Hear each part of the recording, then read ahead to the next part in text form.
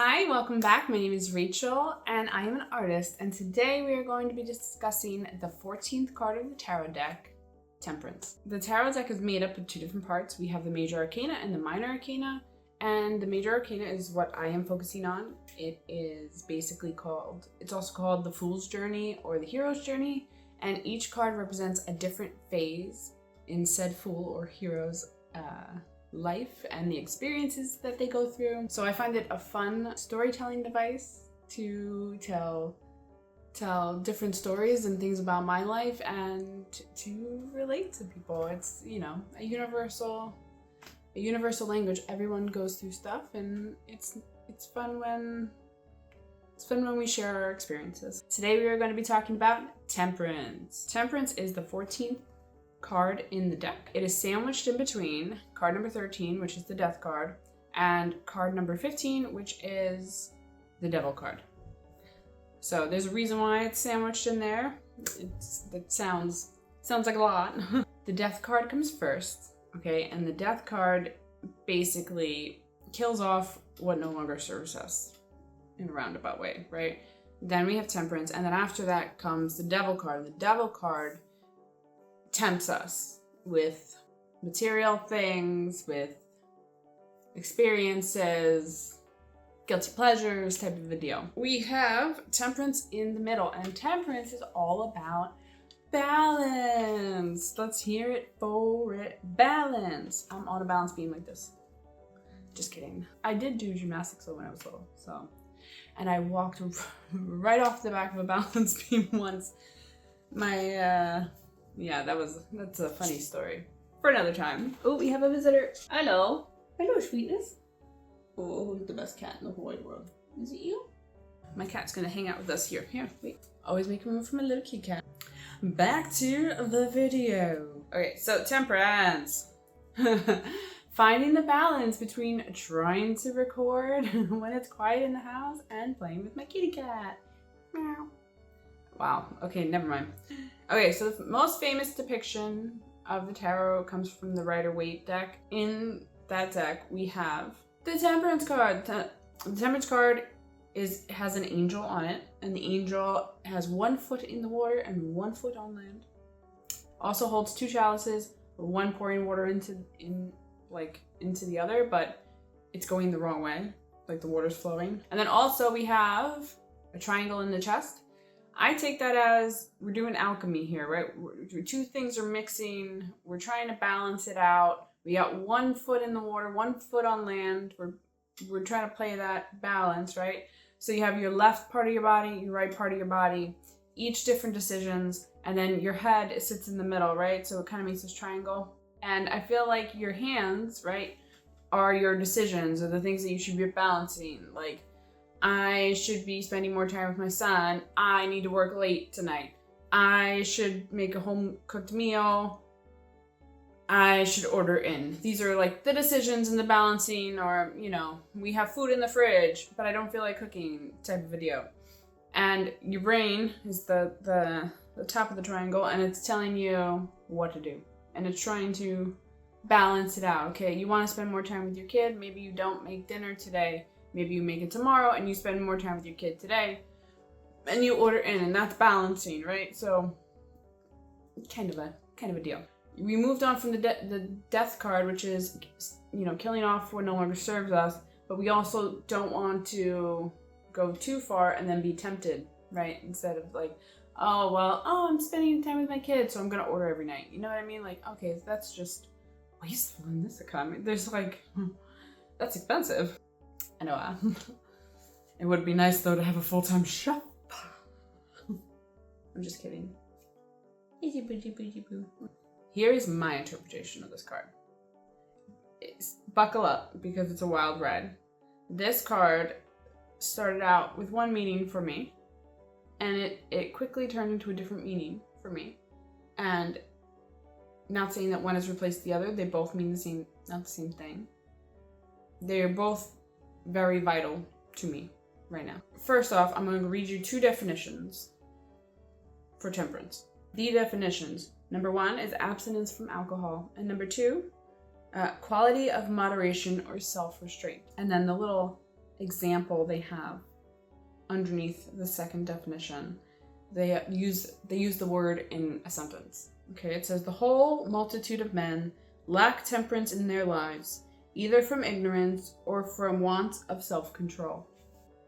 That's a doozy of a sentence. I just got chills. Okay, before we get into my two different meanings of the cards, I just want to explain what I did in my version. I have a picture of a woman as a glass bottle. Inside it's like amber liquid. The glass is breaking and all of that liquid is pouring out and flowing into rough seas below.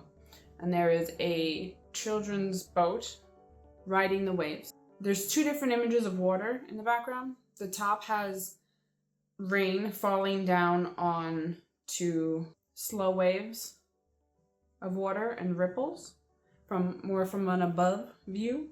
And then you have the side view of waves and the boat riding them. Okay, so flowing out of her is, you would think liquid.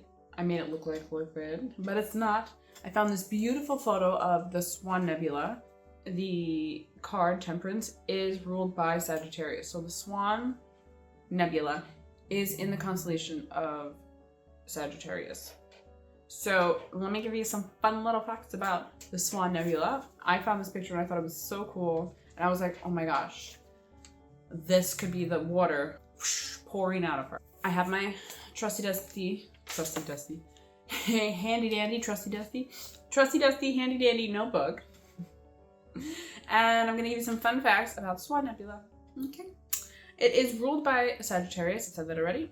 It's also called, its real name is Messier 17, and it is also called the Omega Nebula. It's a nebular. It's a nebula. Okay, so the image that I use is from Hubble, and it is like all photos of space, they are falsely colored, but the gases and the colors that I used in this one are based, it represents different things that are found in the gases. So red, the things that are colored red is that sulfur was present. What is blue was oxygen, and green was hydrogen. It also contains our galaxy's youngest star clusters at 1 million years old. It is 10 times larger than our solar system. It was discovered in 1745, and it is 5,500 light years from Earth. Now into the deeper stuff. You know, I said there's two different definitions, and both definitions I feel are very important to me. There is a history of alcoholism in my family on both sides. I wasn't much of a drinker or a coffee drinker when I was a teen, but as I got older and I hit 21 and you start going out in the world, I started imbibing way more. People would say, oh, you just don't know your limit, or you're not crazy with alcohol, you just don't know your limit. Because I would get like super sick. I would drink and drink and drink until I would throw up. And it wasn't like every single day. It wasn't every weekend. I have a little bit of a pattern because I knew I came from alcoholics and I knew that people were watching.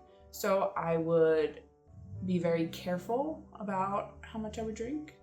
I only have one. And then like I would order one and finish someone else's drink. Then I would order two, and this would be like a monthly thing.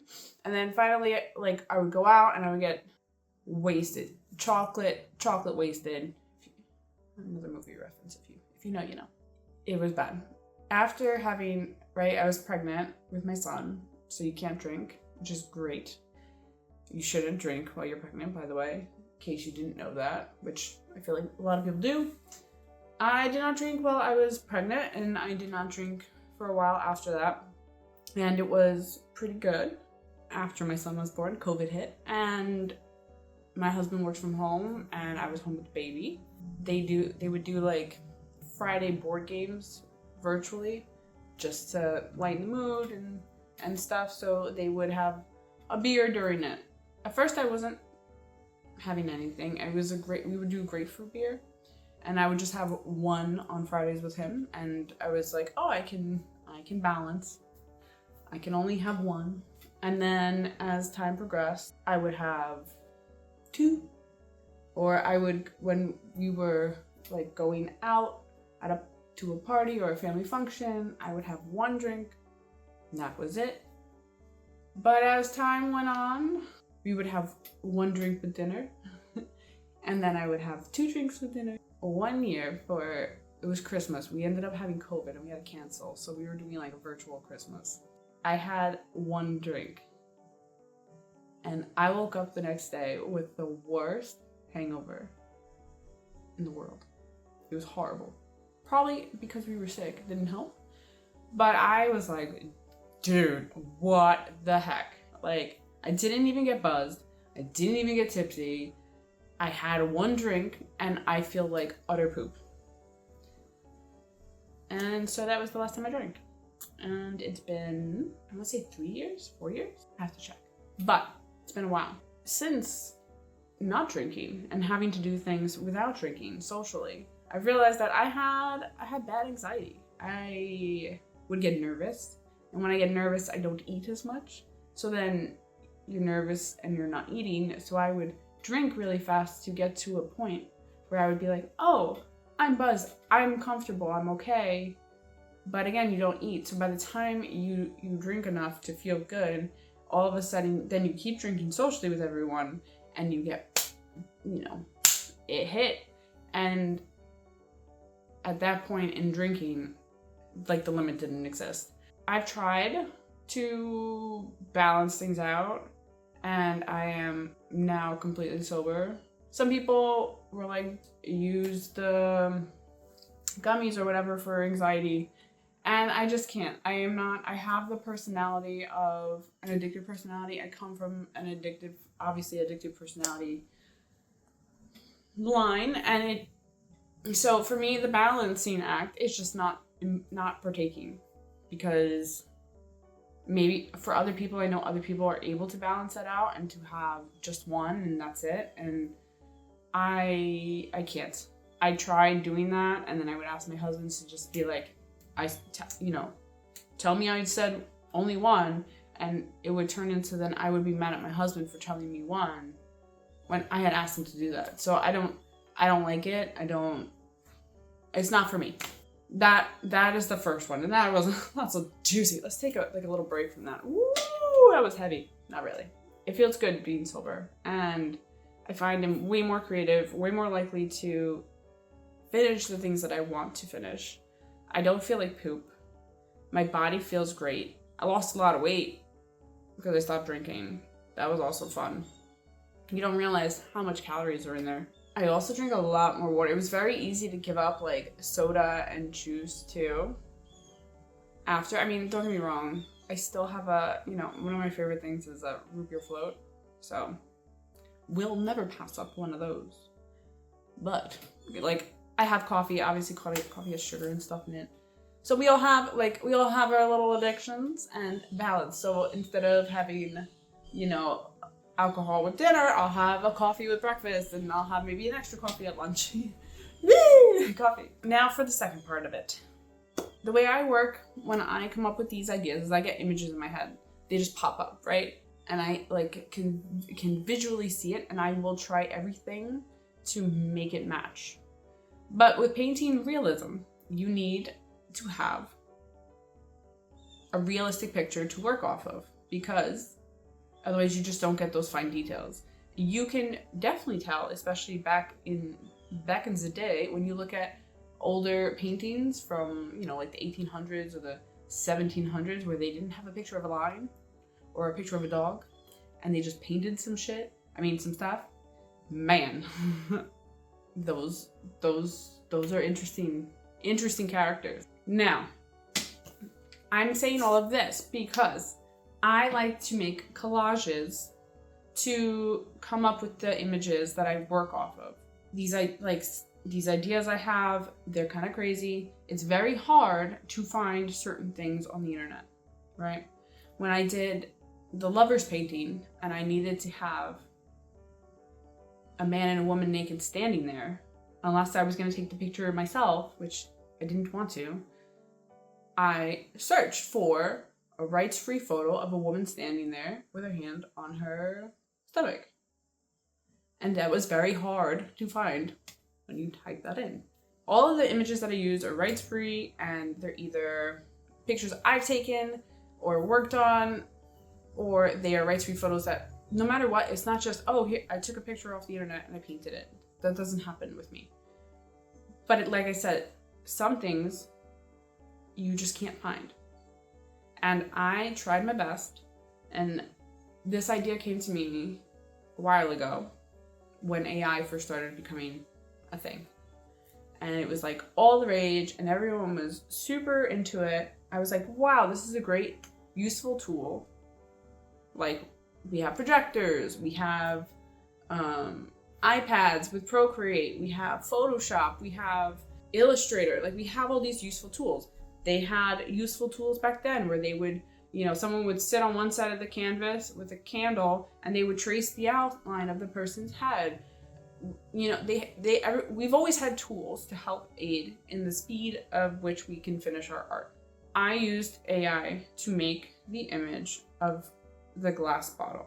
And I actually used AI to come up with a bunch of things because I couldn't find anything. Then we find out that AI basically scraped artists without their permission. We found out that they were doing more than that, and there was tons of things with Adobe, and so I went through all of my mock-ups that I did for myself, and I removed all the images of AI I was like, I don't care if I have to change my whole idea. We are changing this. The only one I did not change was this one. And at first, it felt like a guilty stain. Like, I'm like, I don't like AI, I don't want to. But learning now about temperance and balance, and I really enjoy how it's breaking open. Because, let's be real, people generate AI images and then either use those as their mock-ups, specifically, like the whole picture, which I don't do. I end up changing them however. Like, that's not the actual photo that I ended up painting. It's different than because I couldn't find what I needed to. But I'm a big believer that AI could be a great tool. It is, unfortunately, those in power who are not using it as a productive tool for society. And they're cutting corners and they are making everyday people's lives harder.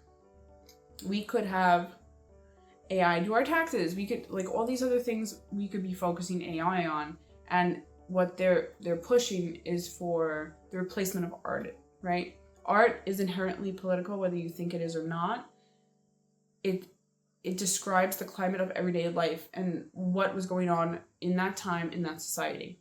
Whether you choose to be political or not, that in and of itself is a political statement, right? That means that you have the freedom then to choose to not be political. That means that society at that time is wonderful, right? Or that it's so bad that you choose to not focus on it to give some hope, right? There's all these different meanings. My thing with AI is that it was rolled out really messed up.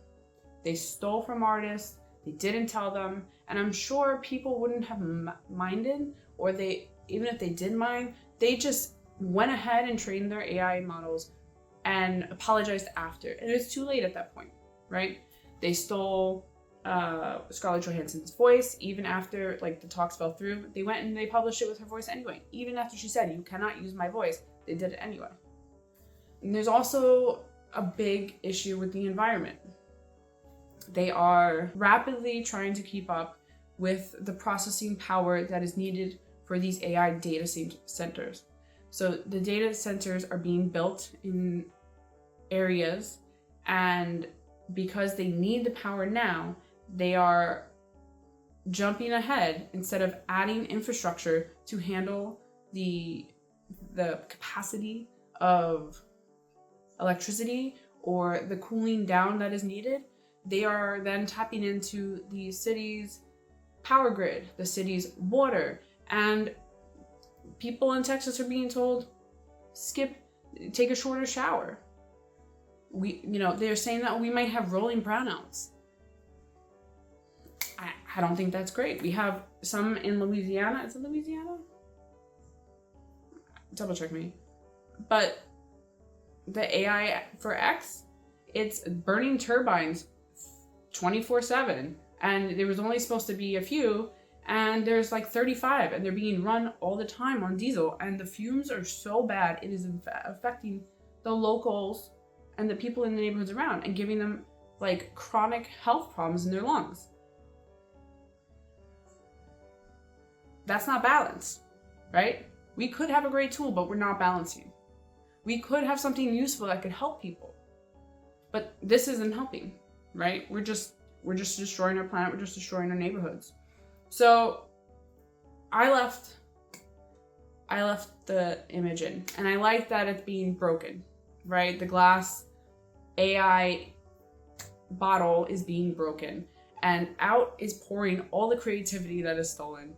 And the little boat, right? The little boat that's flowing, it was a different boat, and I changed it to one that is on my son's dresser. It's a little boat that he has. It's a little toy. It's a wooden boat. I like that it's riding the waves. Usually water represents our emotions in a lot of things, and in the tarot too, cups is what they call it.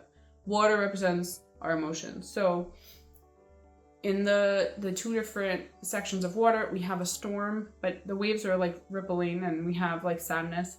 The bottom, the waves are chaotic, but the child innocence is riding the waves. Our creativity is still winning, it's still thriving, it's still writing. And I find this topic very relevant and very important to have. And I'm not against technology. I love technology. I use Photoshop, DaVinci Resolve, like all the things. But when we have these platforms and these tech people that are making money off of everyday people's lives, that are using their creativity, and then in turn that makes these companies money, and then they just steal from them, and there's no compensation. Like, what are we doing? So that's my interpretation of the Temperance card. This is going to be a very long video, and I apologize ahead of time for that. I feel like it was a very important conversation to have. These are the thoughts that I have. These are the things I think about.